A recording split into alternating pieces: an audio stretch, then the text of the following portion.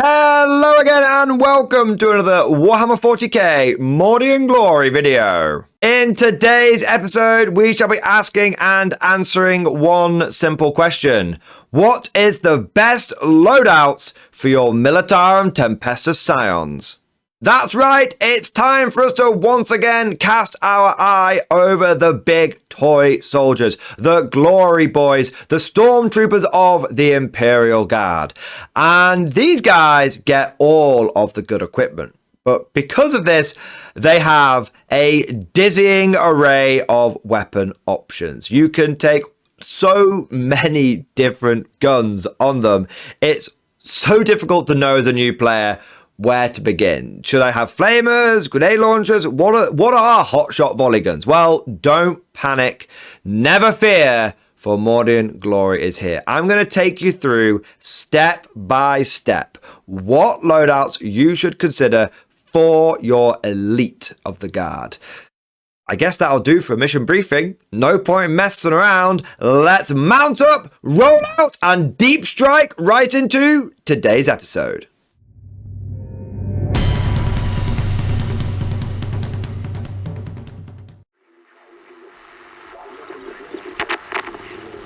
So the first thing that we need to do is take a look at the unit composition and war gear options available to your Scions. Each Scion squad comes with 1 Tempester and 4 to 9 Tempestus Scions. Each Tempester comes with a hotshot las pistol and a chainsword, and every Tempestus Scion is equipped with a hotshot las gun and close combat weapon. Your Scions may start off with some rifles, but they're quickly going to swap those out for some much tastier special weapons. For every 5 models in this unit, up to 2 Tempestus Scions can have their hotshot las gun replaced with one of the following: 1 flamer, 1 grenade launcher, 1 hotshot volley gun, 1 melter gun, 1 plasma gun. But you cannot select the same weapon from this list more than once per unit unless that unit contains 10 models, in which case you cannot select the same weapon more than twice per unit. What does all this mean? It means that a 5-man squad, you take 2 special weapons, but you can't take the same special weapon twice. So that would be, you can't take 2 hotshot volley guns, but you could take 1 volley gun and 1 melter gun. In a 10-man squad, you could take the same weapon more than once, but only twice in total. So that means you could take 2 hotshot volley guns and 2 melter guns, but you couldn't take 4 hotshot volley guns, for example. In addition to the special weapons, 1 Tempestus Scion's hotshot las gun can be replaced with 1 hotshot las pistol and a voxcaster, and the Tempester, the sergeant, can replace his chainsword with a power fist or a power weapon, and he can replace his hotshot las pistol with a bolt pistol or plasma pistol. Most of these weapon systems are standard issue. You'll find them throughout the guard. For example, the grenade launcher has a frag and a crack mode. The flamer ignores cover, it's torrent, it's range 12, it's got D6 shots, it's strength 4, AP nothing, damage 1. The big difference is that your Scions are elite infantry. So rather than them having a ballistic skill of 4+ on all the weapons, they've got a ballistic skill of 3+. This means you're much more likely to connect your shots and actually makes you less reliant on things like orders. But there are also some unique weapon systems here. For example, you've got the hotshot stuff. Hotshot las gun is rapid fire 1, 24-inch range, 1 shot, ballistic skill 3+, strength 3, AP -1, 1 damage. The hotshot las pistol is pistol, range 12, 1 shot, ballistic skill 3+, strength 3, AP -1, 1 damage. For all intents and purposes, they are identical to regular las guns, regular las pistols. They've just got that extra pip of AP. The most unique weapon here, though, is the hotshot volley gun. It's completely bespoke to the Scions. I think Kazakin can get it now as well, but outside of those elite units, you're not seeing this weapon. It's rapid fire 2 with a 30-inch range. It's got 2 attacks, so within half range, 15 inches, it'll have 4 attacks, hitting a ballistic skill 3+, strength 4, AP -1, 1 damage. It's got a good rate of fire, it's got a good strength where it can easily shred light infantry and can still do hurt to medium infantry like Marines, and that AP -1 makes it great for just knocking people down a peg. As for the melee weapons, your chain swords, your close combat weapons, your power fish or power weapons, again, all standard issue, and Scions do not hit better in close combat. They still only have weapon skill 4+. So they're better at shooting, but they bayonet like everybody else. So now that we know what the weapons do, we need to decide which ones we're going to take. Straight off the bat, I want to acknowledge that there are two ways you're going to use your Scion squads. You're either going to use them to do objectives, at which point you're going to go for a cheap 5-man squad. And honestly, it doesn't matter what weapons you give these guys, because they're going to drop down, they're going to get no man's land, they're going to deploy a teleporter Homer, they're going to get behind enemy lines. It doesn't matter, okay? They're just jumping onto objectives and they're just getting you points. If they do that and then die, well, what weapons they've got is irrelevant. And they're such a small squad that their damage output is relatively negligible. I would say in that scenario, just take what you want. Just have fun with it. The main focus of this video is going to be when you're taking 10-man squads, when you want to do damage to people. Because that's when the loadout matters. That's when picking the right gun is going to make a big difference, because it's going to determine what targets you're going after. In this regard, I think there are two good loadouts, two best loadouts for your Scions. And the first one I like to call Punchy Scions. This will be very familiar to veterans of the Scholar Progenium. If you're an experienced Scions player, this is a loadout that you've probably already got in spades. It's where you take a 10-man Scion squad, you give your Tempestus the plasma pistol, and, well, the power fist now, because it's free and it doesn't have the -1 to hit anymore, so why not? It's just the best stuff he can take. And then for the special weapons, you go for plasma guns and melter guns. This squad is designed to take on the bigger, tougher targets of your enemy's army, to punch through those difficult stat lines. Now, in the past, these Scions were ideal for taking out enemy vehicles, because between the plasma and the melter, and the fact that most vehicles were toughness 7 in previous editions, like 8th and 9th, you could drop down and you could blow up an enemy vehicle. Now, I would say they can still do that, but it's nowhere near as reliable, because a lot of vehicles now are toughness 9 or toughness 10 and above. And so your Scions aren't wounding enemy vehicles on 3s. Most of the time, they're wounding enemy vehicles on 5s. As a result, I now don't see Punchy Scions as a unit that's really designed for punching through enemy monsters and punching through enemy tanks. Rather, this is an anti-elite infantry loadout. If you think about things like Custodes, like Terminators, like Deathwing, these guys are still units that you're going to be able to wound on 3s, and you've got the AP to kick them right onto the invulnerable save if they've got one. And every wound that goes through is going to do a lot of damage to them. A big volley of plasma shots should be able to take down a Terminator or 2. Likewise, a couple of melter guns probably able to take down another Terminator. So these guys are for going after the heavy and super heavy infantry of 40k. Attention guardsmen, this is an announcement by the Departamento Militarum. Element Games is an official sponsor of the Mordianglory channel. They offer up to 20% off Warhammer 40k and 10% off full action and other game systems. Use the link down in the description to save money and support the channel. Anyone not using the link will be referred to the local commissariat. Also, don't forget that if you use referral code TIM3921, then you will receive double store credit, saving even more money on your future purchases. That's all for now. Fallout! The other best loadout is what I call Dagger Scions. This is where, again, on your Tempestus, you take the plasma pistol and power fist. It's just the best free stuff, so just take it every time. And then you go for 2 plasma guns, but instead of melter guns, you go for 2 hotshot volley guns.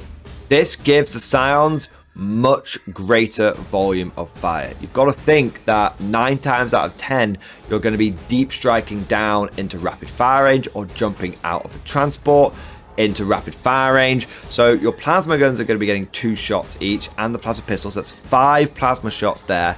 Then you've got the 2 volley guns, which are adding 8 more shots, and then you've got the 5 riflemen who are going to be adding their own 10 shots. So you've got a really high volume of fire. You've actually got 23 shots coming out of one squad. This particular loadout is very, very effective at killing those isolated units, those little 5-man squads that your opponents always end up leaving on their home objective. Whether it's 5 sisters or whether it's a small unit of space marines, it doesn't matter. You drop down and you just unleash all of this Dakka onto that squad, and you're pretty much guaranteed to just take it out every single time. If they leave something more powerful behind, then you probably need a punchy squad for it, but most people these days are leaving very small squads on their backfield objectives, and that is the perfect target for a deep striking Dakka squad. But what's really cool is the Dakka squad, and to a lesser extent the punchy squad, can be really taken up a level by adding a command squad to it. Command squads bring lots of their own firepower to the table. The officer can take a plasma pistol, and you can have 4 other special weapons. They also bring sustained hits. So you could have a combined 15-man squad with 2 plasma pistols, 3 plasma guns, 3 volley guns, and you'd have 2 other special weapons and a whole bunch of las rifles. There's lots of opportunities to get sustained hits there, especially when you take into account the Scions Stormtrooper special rule. This ability gives you inbuilt reroll 1s, but more importantly, it gives you full rerolls to hit if you're shooting an enemy unit on an objective. Combine that with your ballistic skill 3+ means that very few of your shots are going to hit, and with sustained hits means they're really going to start popping off. It makes Dakka squads just perfect for clearing out those objectives. Very quick side note here, you'll notice in both loadouts that I haven't gone for the Vox Caster. That's because I don't think it's worth it. The ability is meh, and the fact that I have to give up a las gun to get it, not worth it. Scions are there to do damage. I want them to do every last bit of it they can. So for me, the more shots is better. But going back to the main video, the big question I guess some of you have got now is, well, which one of these loadouts should I go for? That Dakka squad does sound pretty exciting. It's going to come down to what else is in your army. If you have plenty of anti-infantry already, then you're probably going to be leaning more towards the punchy unit, something that can deal with that tougher target. If you're thinking, I've got plenty of punch, I've got maybe Rogel Dawns, I've got maybe a Baneblade, or just some good old solid firepower from the Lehman Russ and artillery, I've got punch, I don't really need any more of that. What I need is something that can just reliably just clear an objective every game. Then I think you're probably looking at the Dakka squad. So both loadouts are totally valid. The most important thing is looking at the rest of your army list and using these squads to plug a gap in them. And if you're running a pure Scion army and you're trying to be a bit more traditional about it, keeping to those Scion squads, those Tauruxes, those Flyers, then I would say you want a 2-to-1 ratio of punchy squads to Dakka squads. So if you're taking 6 10-man units, you want 4 of them with the melter guns and you want 2 of them with the volley guns. The reason for this is right now 40k is very much in an elite meta, it's very much in a vehicle and monster meta, and so you're more likely to need those more punchy weapons. But you don't want to leave yourself completely unable to deal with hordes, so having a couple of Dakka squads in your back pocket, maybe with a couple of command squads attached, definitely will be enough to make sure that you can deal with both the big stuff and the little stuff. And one last very quick note, you will have noticed that I didn't recommend grenade launchers or flamers. Simple reason for this being that flamers don't take advantage of the Scion's better ballistic skill because they hit automatically. And secondly, with grenade launchers, they're a longer range weapon. And Scions like to deep strike and get up close. And if you're going to be deep striking in and you want a punchy weapon, then I would go for the melter gun over the grenade launcher. There is potentially an argument to be made for saying take grenade launchers and melter guns and go for all the strength 9. I can see that, but I tend to find that most vehicles in the game and monsters are T10 and above. The plasma gun gets the job done better in the majority of circumstances you are dealing with those vehicles.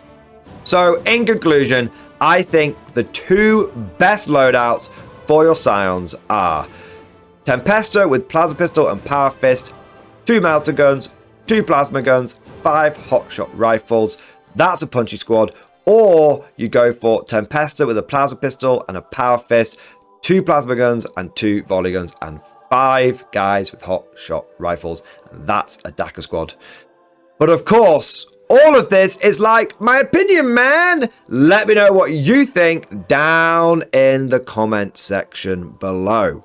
Are you a fan of the traditional melter plasma route, or are you starting to find a few more hordes cropping up, and maybe you're thinking about those Dakar squads?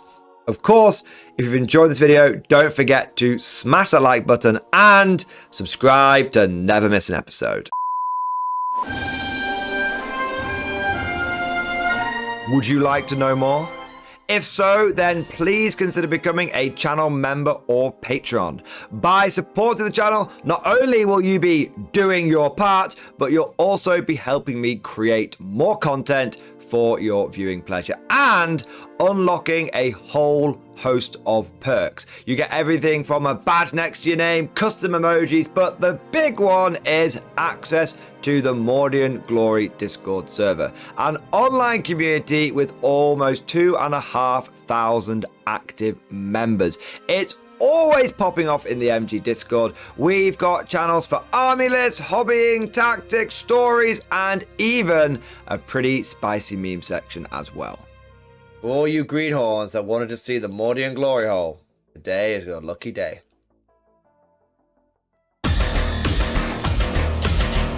And joking aside, I do want to say a massive thank you to all of the current channel members and patrons. You guys are amazing, truly the lifeblood of the channel. I could not do Mordian Glory full time without the incredible and generous support of my members, so thank you guys so much. And last but certainly not least, I want to say a personal thank you to all of my top tier Patreons. These are the War Masters, and they have truly gone above and beyond the call of duty. So a big shout out to Bon Bon Vert, Mad Larkin, Marcus Roberts, Mark Panconi, RJ Scorpion, Swordfish Trombone, John Stubbs, Nick Walsh, Diesel Fox, and August Varney. Thank you guys so much. Your incredible generosity is a massive part of how I'm able to do Mordian Glory full time, and it is a big driving force behind the channel. But I hope you all enjoyed today's video. Thank you for watching, and of course, as always, I'll see you guys next time.